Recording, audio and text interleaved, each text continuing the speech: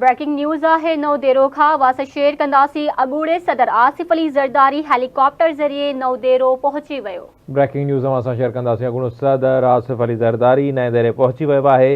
Peoples party जो शरीक chairman सुभाणे शहीद बेनज़ीर भुट्टो जी 16वीं वरसी जे जलसे खे ख़िताब कंदो। अवां खे आगाह कयूं पिया। अगूड़ो सदर आसिफ अली ज़रदारी हेलीकॉप्टर वसीले नए देरे पहुंची वियो आहे। नए देरे मां ब्रेकिंग न्यूज़ आहे असां शेयर कंदासीं।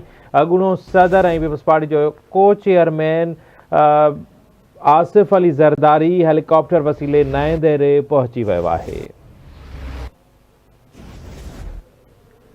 ब्रेकिंग न्यूज़ है आवाज़ ख़बर शेयर कंदासी। अगूड़े सदर आसिफ अली ज़रदारी हेलीकॉप्टर ज़रिए नौ देरो पहुंची वियो आहे।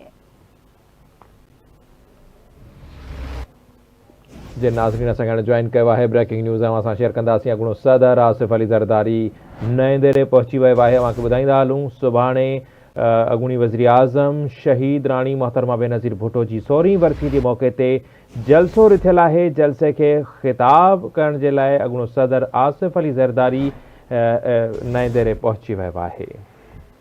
तफ़सील मालूम कंदासीं। आवाज़ न्यूज़ रिपोर्टर मुमताज़ जाखरो खां। जी मुमताज़, छा अपडेट्स आहिनि, आगाह कजो।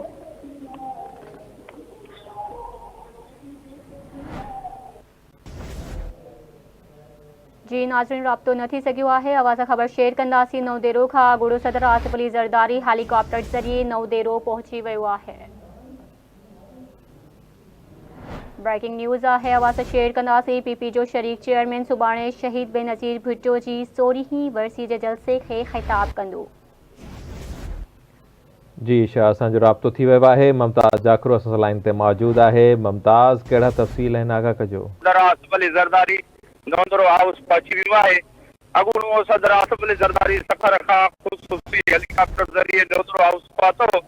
आसिफ अली ज़रदारी सुभाणे 27 दिसंबर ते गड़ी खुदा बख्श भुट्टो में शहीद मोहतरमा बेनज़ीर भुट्टो साहिबा जी 16वीं वरसी जलसे में शिरकत करे ख़ुसूसी ख़िताब कंदो ऐं मज़ार ते हाज़िरी भरे ख़िराज अक़ीदत पेश कंदो। जी ठीक है, अवां जी वॾी महिरबानी।